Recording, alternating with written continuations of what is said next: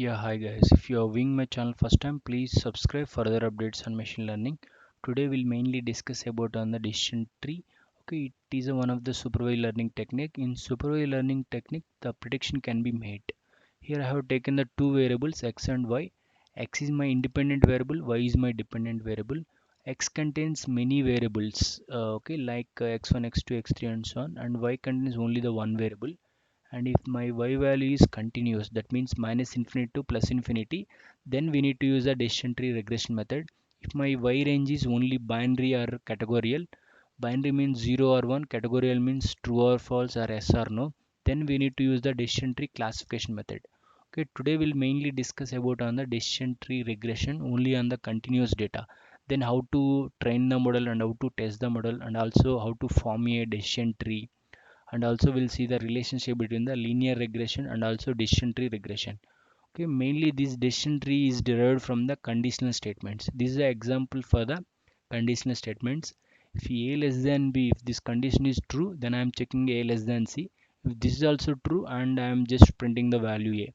If a less than c, if this condition is false, then I am printing value a less than b. If this condition is false, I am checking one more condition, b less than c. If this is also true, and I am printing value b. If b less than c is this condition is failed, I am just printing the value c.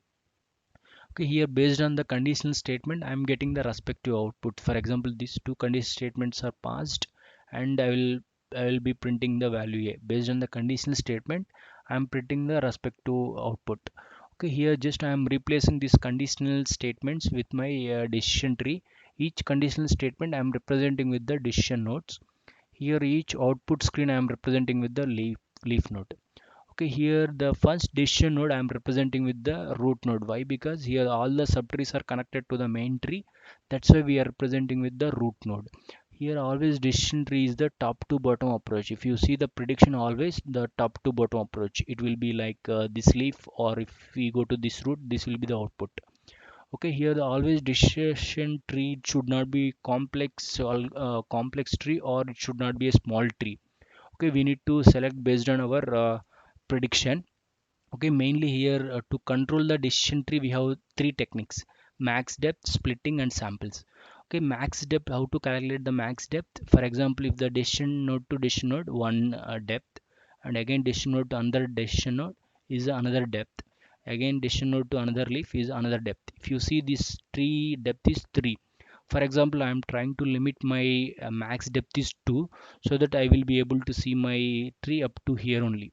Okay, here this decision node I am representing with the leaf node, so that my tree looks like only this much. Okay, for example, I am trying to represent my max depth is only the 1, so that one decision and two leaf nodes should be there. Only my tree looks like only this much. If my depth is 1, only this much, these two decision node will be replaced with leaf node. Okay, only this much my tree looks like. In case of splitting, for example, my decision node is splitting into that only the 2. For example, my decision node is splitting to 3. For example, I am trying to mention my splitting criteria up to 2, then third split won't happen. Okay, up to the tree limit will be up to 2 only. Okay, the last one is the samples. For example, here I have taken one sample data set, it contains 12 samples. Okay, we'll see how I'm dividing these 12 samples to the decision tree. Okay, these are 12 samples I'm taking here, and 6 6. Okay, this decision node contains 6 samples. Again, I'm dividing into 3 3. Similarly, 6 samples, 3 3 I'm dividing into here, and here it contains 3 samples, and 1 and 2 I divided. For example, my splitting my samples, I mentioned it as only 3. My tree looks like up to here only. Okay, why? Because these are maximum samples contains 3. For example, my samples I am mentioning 6. These are 12 samples, I am dividing to 6 6. In this case, my tree looks like only this much. Okay, based on these three criterias, we can just reduce the tree by using this one. Why? Because we should not be model should not be overfit. That's why we are using this reduction technique, tree reduction techniques. Okay, here mainly the splitting criteria in the decision tree regression based on the standard deviation reduction. If the standard deviation reduction is maximum, then we will choose it as root node. If the standard deviation reduction is small, then we will choose it as leaf node. For example, I am calculating the standard deviation first. After the standard deviation, we'll calculate the standard deviation reduction in the next example. Here just I am calculating the homogeneous samples. I am taking the each sample value is 1. I am calling it as homogeneous samples. I am calculating the standard deviation for the homogeneous samples. Then I will get the standard deviation is 0 for the homogeneous samples. That's why we are using the standard deviation reduction for the this decision tree making in the decision tree regression.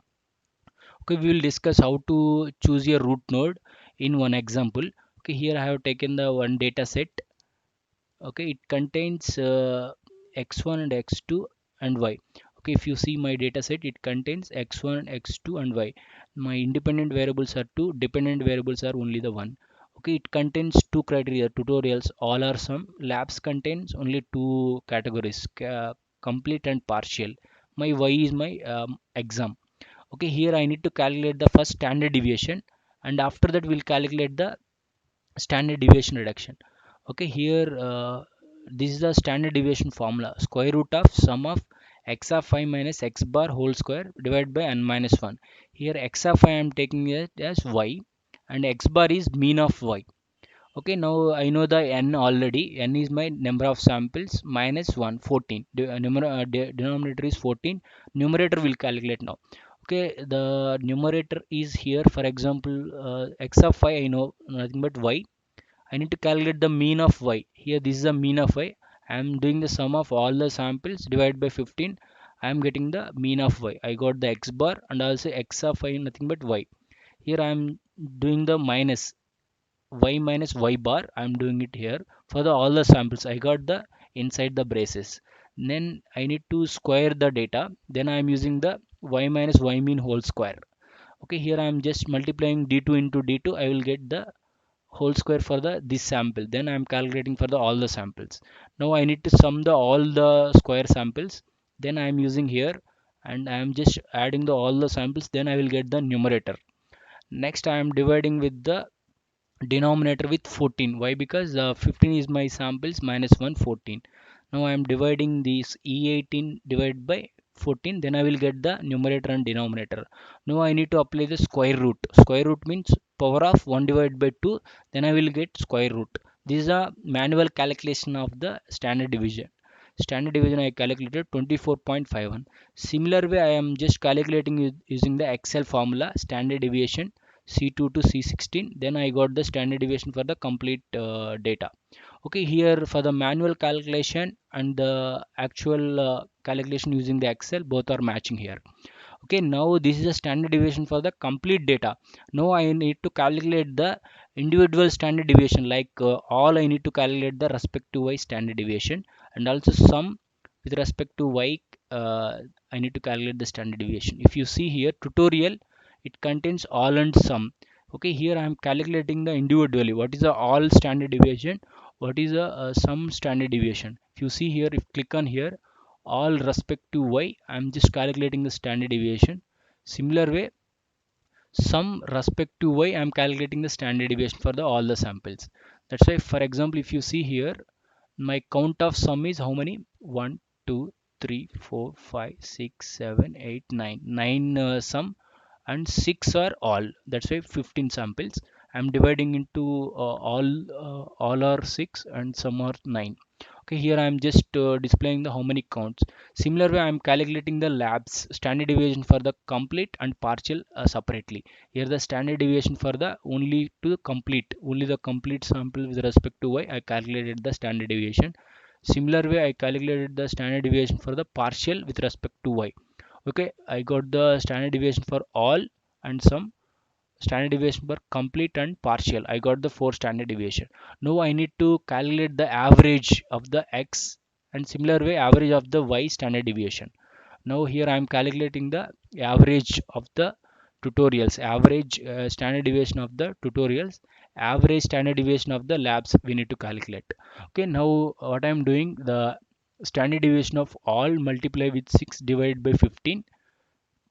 These are all standard deviation of all multiply with 6. I3 means 6 multiply with 6 divided by 15. Similar way, H4 means sum standard deviation of the sum multiply 9 divided by 15. I'm just doing the average of the all and sum standard deviation. Now I got the average standard deviation. Similar way, I'm calculating the standard deviation for the labs. Okay, I'm just multiplying the complete standard deviation into 8 divided by 15 plus and the standard deviation of partial multiply 7 divided by 15. Okay, similar way I'm just calculating the average for the both the labs and tutorial standard deviation. Okay, now I can calculate the standard deviation reduction. This is a complete standard deviation reduction minus tutorial standard deviation average. Okay, then we'll get the standard deviation reduction for the tutorials. If I want to calculate the standard deviation for the tutorials, just I need to minus of actual complete standard deviation of the complete data, complete standard deviation minus average standard deviation of the tutorial, then we'll get the standard deviation reduction for the tutorials. Similar way I'm just calculating the just fi minus this is the average standard deviation for the labs, then I will get the standard deviation for the labs. Okay, which is having the highest standard deviation reduction. For example, labs contain highest standard deviation reduction than the tutorials. That's why I'm just choosing the root node as labs. Okay, it contains 15 samples in the this labs, and just I am dividing into the partial 7. This partial contains 7 and the complete contains 8. Okay, here I am calculating the mean for the complete data. If I see here, I am just taking the complete that respective y samples and I am just calculating the mean. I am putting it as value. This is my output prediction value. For example, if my max depth is for example is 1, my tree looks like only this much. For example, I am not mentioning any max depth, then we need to expand our tree as usually. For example, now I need to consider my complete standard deviation is reference is here. For example, partial 11.48 I need to consider. I need to calculate for the tutorials with respect to all and some again with this standard deviation reduction, and again we can expand which is the maximum, then that will consider as root and remaining it as leaves. Okay, similarly we need to expand our tree as much as possible. Okay, this is a way we need to calculate the root of the tree and also nodes and also leaves. Okay, leaves having the mean of the that respective data. Okay, that's why here the prediction value will be 65.87 for the for my model. Okay, similar way I'm taking one example for the train the algorithm and test the algorithm for the linear regression and also decision tree regression, and we'll see the which is having the highest accuracy. Okay, here I have taken one data set. It contains 30 samples and years of experience and salary, two columns.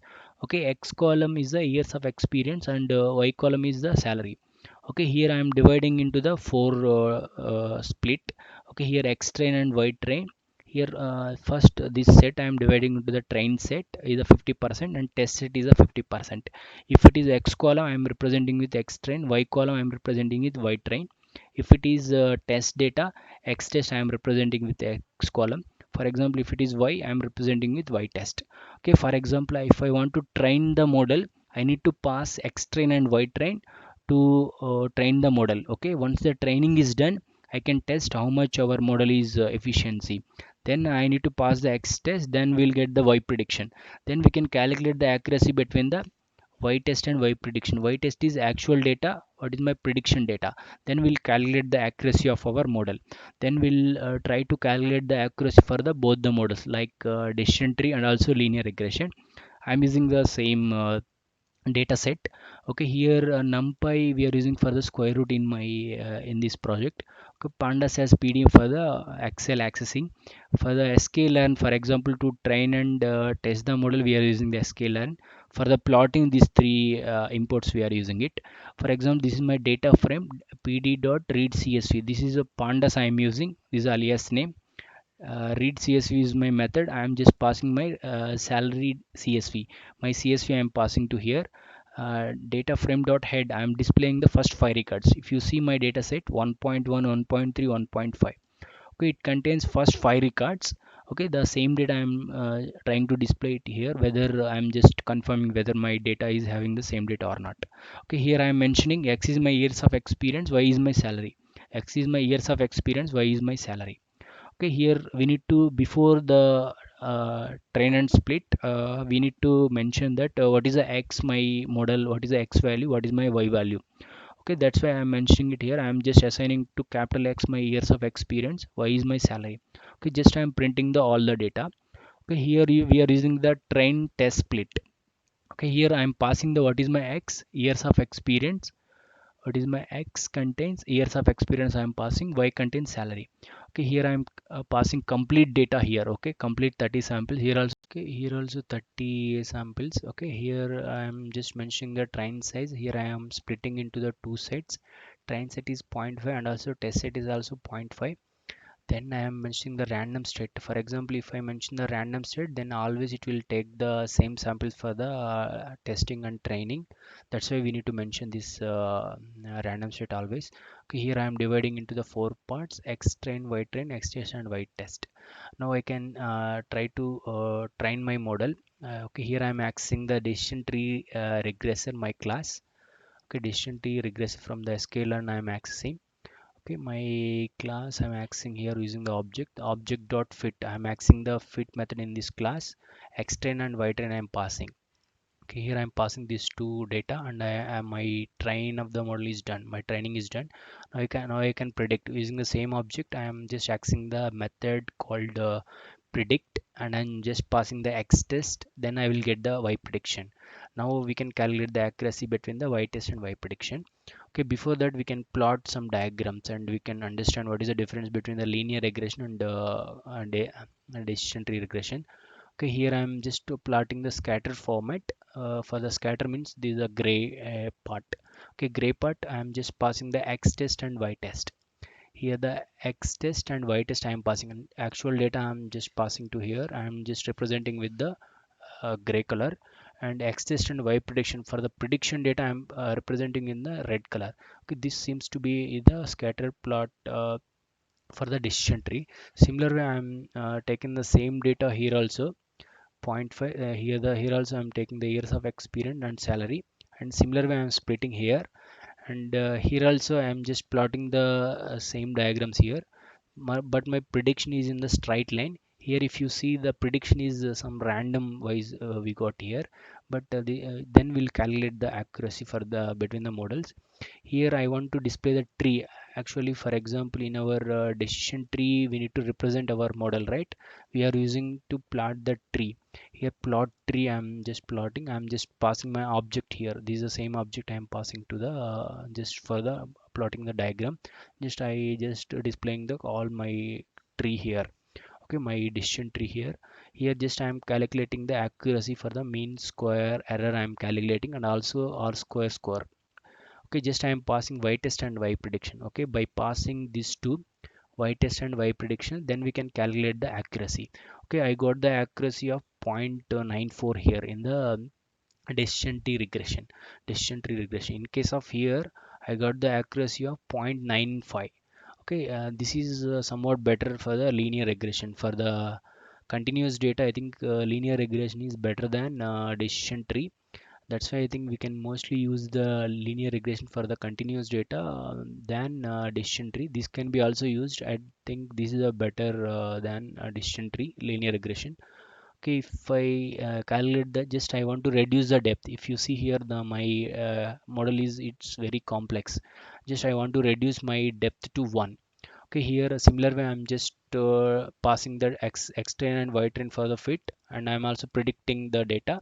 Just I'm calculating the same values. Okay, mean square error and also the r square score. Here I got less than here. For example, I'm just reducing this max tree to the small tree to the depth one. Just I'm plotting the same. Just I got the only this much for the depth one. Just I'm plotting the d tree one. For example, if you see here, my object is d tree. Just I'm passing the object to the my plotting the diagram. Just I'm this is the depth of one. If you see the accuracy is less than the actual plotting. Okay, actual decision tree. Okay, if I use the depth 2, for example, if I check the accuracy 913, for example, depth 2 is more. If the depth 1 is less accuracy, if you see here, depth 1 accuracy is 0.83. 0.803. For in case of depth 2, my accuracy is 0.91. For example, if I use the complete algorithm, my accuracy is 0.94. Okay, then better to use the complete, in this case better to use a complete decision tree for the prediction. I think if you want, we can reduce using the max depth 1 and max depth 2 also we can reduce. But here in this case, I think we can use the max decision tree so that we can get the maximum prediction. If you use the max depth 1, we got the less prediction, and also max depth 2 also we got the less prediction. That's why we can use always maximum length of the tree we can use for the prediction. Okay, similar way, and I'm also taking the same data here. That's why I'm just comparing the both, between the accuracy between the linear regression and decision tree regression. Here also I'm passing the years of experience and salary, and similar way I'm just splitting the data according to the four parts. And for the fit I'm passing the extend and wide range for the training. Here I am just predicting my data. Just after that we can just calculate the accuracy. Here for the plotting, here I just calculate the accuracy. This is the accuracy more than the decision tree. That's why I think we need to just execute for the all the decision tree and linear all the regression techniques. Then which one is better, we can choose that and we can use for the prediction. Thank you friends. Me okay, this video, if you like the video, share the video. Thank you.